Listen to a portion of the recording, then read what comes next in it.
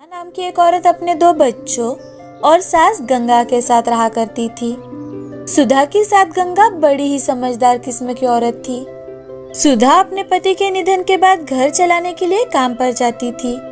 उसके कंधे पर अब सास और दोनों बच्चों की जिम्मेदारियां थी, इसीलिए वो कड़ी मेहनत करती थी।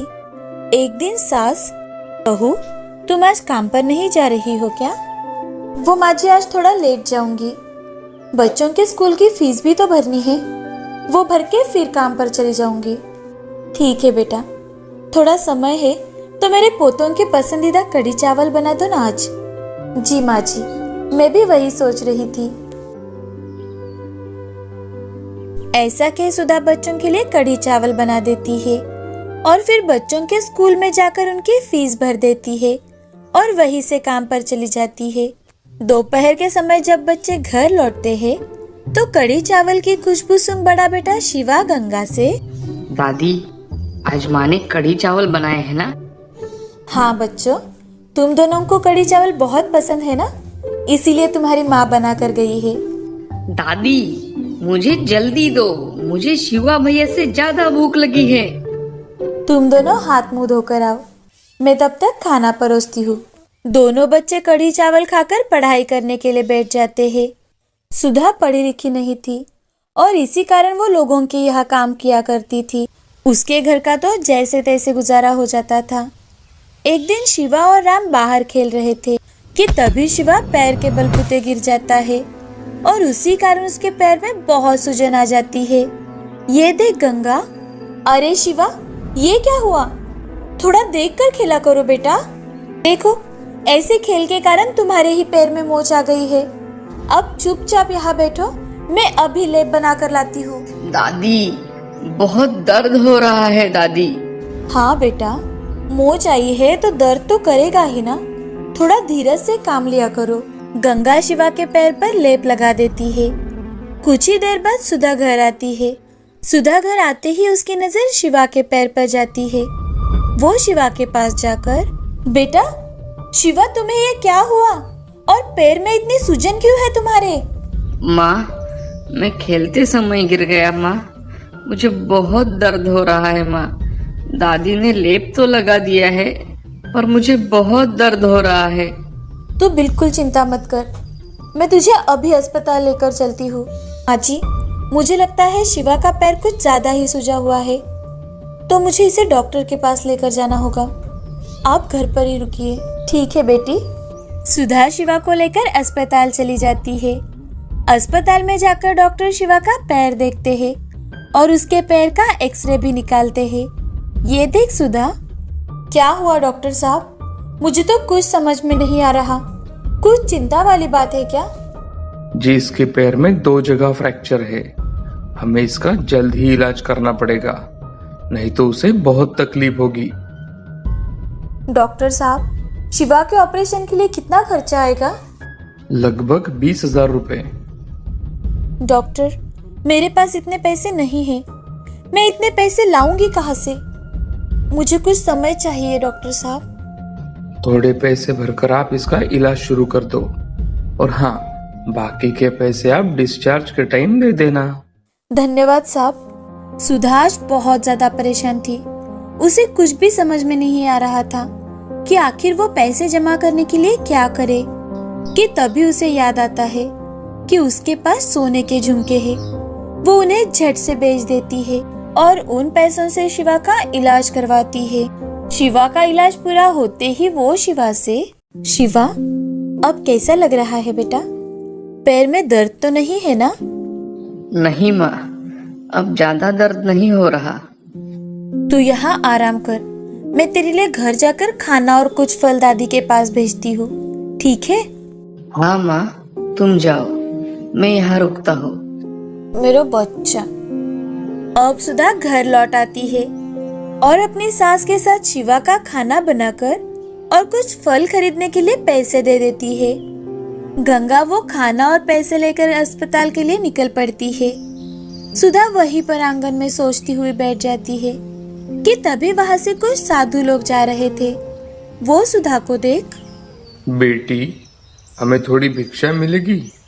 प्रणाम महाराज, आइए ना, बैठिए। बेटी, हमें थोड़ा खाना मिल जाएगा तो बड़ा अच्छा होगा। सुधा झट से घर में आती है और अपने और राम के हिस्से का खाना उन साधुओं को परोसती है।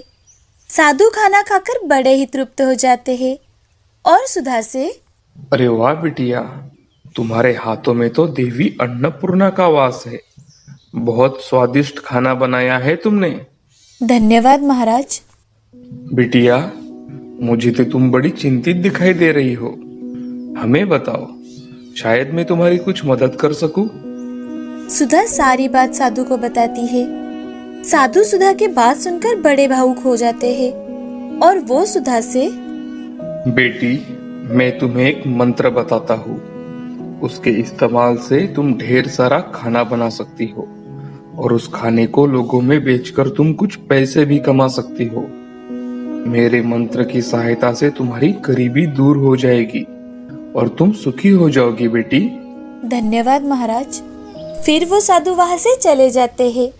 अब सुधा घर में जाकर बचे हुए खाने को देख वो मंत्र पढ़ती है तो वहां पर बहुत सारा खाना बन जाता है और ये देख सुधा बहुत ज्यादा खुश हो जाती है।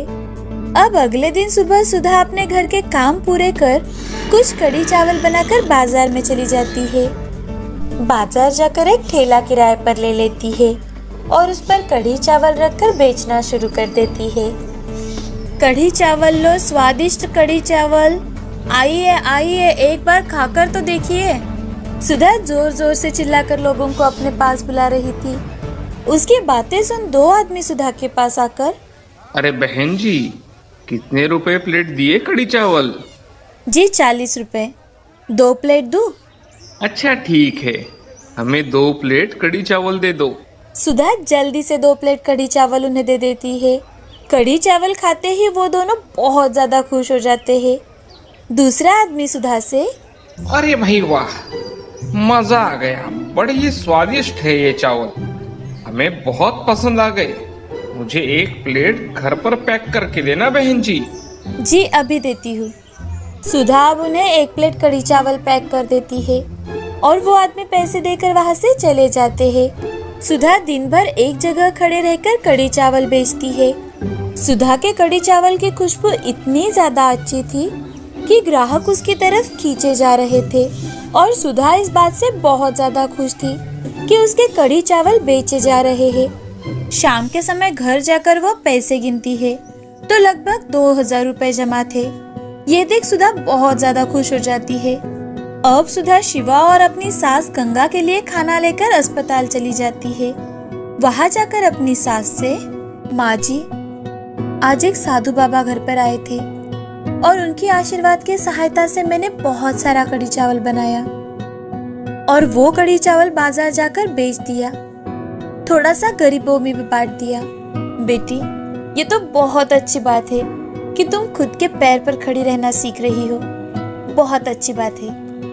माँ जी, अब मैं थोड़े थोड़े पैसे जोड़कर शिवा के अस्पताल का बिल चुकता कर दूंगी। हाँ मेरी बच्ची, अब चिंता की कोई बात नहीं है। हाँ माँ जी। अब सुधा हर रोज बाजार जाकर कढ़ी चावल बेचने लगी। उसके कढ़ी चावल का स्वाद इतना ज्यादा अच्छा था कि बहुत से लोग उसके कढ़ी चावल खाना पसंद करते थे। साथ ही साथ सुधा गरीबों में भी कढ़ी चावल बांटती थी।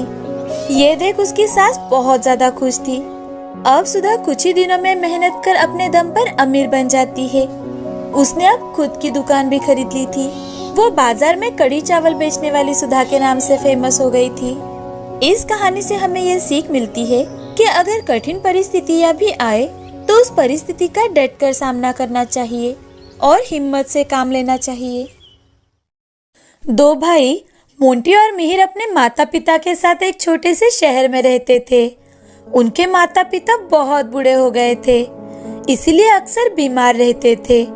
जल्द ही वो दोनों इस दुनिया से चल बसे। अब दोनों भाइयों के मन में अपने पिताजी के धन संपत्ति पाने का लोभ आ गया। बड़े बेटे मोंटी ने जल्द ही एक सुंदर और सुशील लड़की छाया से शादी कर ली। इस बात से छोटे बेटे मिहिर के मन में ईर्ष्या जाग उठी। भैया को आखिर इतनी जल्दी इतनी सुंदर लड़की कहाँ से मिल गई? अपने भाई को खुश देख मिहिर भी शादी करने का सोच लेता है। वो लड़कियां देखना शुरू कर देता है, पर उसे कोई भी लड़की पसंद नहीं आती। फिर वो थोड़े दिनों के लिए एक यात्रा पर अकेले ही निकल जाता है। उसी दौरान उसकी दोस्ती एक उमा नाम की लड़की से हो जाती है। दोनों काफी जल्द ही घुल मिल जाते हैं। उनकी काफी गहरी दोस्ती हो जाती है, इसीलिए एक साथ ही वो सफर करना शुरू करते हैं। वापस आते समय, उमा, मुझे तुम्हें कुछ कहना है। हाँ कहो ना। अब मिहिर अपने दिल की बात उमा को बताता है। उमा, मुझे तुम बहुत अच्छी लगती हो। क्या तुम मुझसे शादी करोगी? मिहिर की बातें सुनकर उमा भी उसे हाँ बोल देती है और जल्द ही दोनों की शादी हो जाती है। अब दोनों भाई अपने अपने बीवियों के साथ एक ही घर में रहने लगते हैं। इसी वजह से छोटी छोटी चीजों को लेकर भी उनके घर में झगड़े होने लगते हैं। एक दिन छोटे भाई मिहिर के मन में एक लालच आ जाता है। वो अपने बीवी के पास जाकर उससे, उमा, मेरे पास एक प्लान है, उसे तुम ध्यान से सुनना। बोलिए ना। सुनो उमा, उस अलमारी में मेरे पापा की जमा पूंजी है। तुम हमेशा इस बात का ध्यान रखना कि कमरे की ओर कोई आ नहीं पाए, और अगर भैया भाभी में से कोई आए तो तुम उनका ध्यान भटकाना। और फिर मैं हर 2 दिन में कुछ पैसे वहां से चुरा लिया करूंगा। इस तरह हमारे पास कुछ पैसे जमा हो जाएंगे और हम अपना नया घर खरीद लेंगे। फिर हमें इनके साथ एडजस्ट करने की कोई नौबत नहीं आएगी।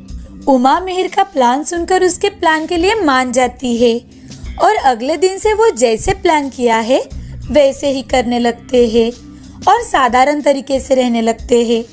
कुछ ही दिनों में मोंटी की पत्नी छाया को शक होने लगता है कि कहीं पैसे कम तो नहीं हो रहे।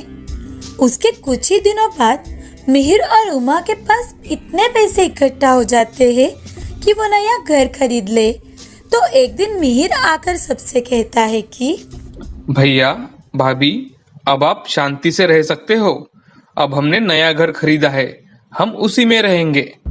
मोंटी और उमा मिहिर की बात सुनकर दंग रह जाते हैं और सोच में पड़ जाते हैं कि आखिर मिहिर के पास इतने सारे पैसे आए कहाँ से। मैंने आपसे कहा था ना कि अलमारी में से पैसे कम हो रहे हैं। शायद इन्होंने ही लिए होंगे, वरना इनके पास इतने पैसे आते कहाँ से। 2 दिन बाद ही मिहिर और उमा वापस लौट आते हैं और मोंटी से, भैया, मैं बहुत लालची बन गया था। लालच के आगे मुझे कुछ दिखाई ही नहीं दिया। हमारे पैसे देने पर बिल्डर ने हमें 1 दिन बाद आने को कहा। दूसरे दिन जब मैं उसके घर पहुंचा तो उसके घर को ताला लगा हुआ था, और तो और जब उसे फोन लगाया तो उसका फोन भी बंद था। हमारे पास रहने का कोई ठिकाना नहीं है भैया। मैंने ही लालच में आकर अलमारी से पैसे चुराए थे। मुझे माफ करना भैया, मैंने बहुत बड़ी गलती कर दी और तुम्हें हमेशा बुरा समझता रहा। कोई बात नहीं मिहिर, गलतियां तो सबसे होती है, पर काफी कम लोगों को अपनी गलतियों का एहसास होता है। चलो कोई बात नहीं, जो हो गया सो हो गया। तुम तो मेरे छोटे भाई हो। आओ हम सब एक साथ मिलकर वापस रहते हैं। इस कहानी से हमें ये सीख मिलती है कि लालच बुरी बला है। अपने लालच की पूर्ति करने के लिए हमें अपनी नीयत और चरित्र को कभी भी मैला नहीं करना चाहिए। अंत में सिर्फ हमें हमारा परिवार ही काम आता है, तो हमें अपने परिवार के किसी भी सदस्य से बुरा व्यवहार नहीं करना चाहिए। हमें अगर किसी भी चीज की जरूरत हो तो हमें उसे मेहनत से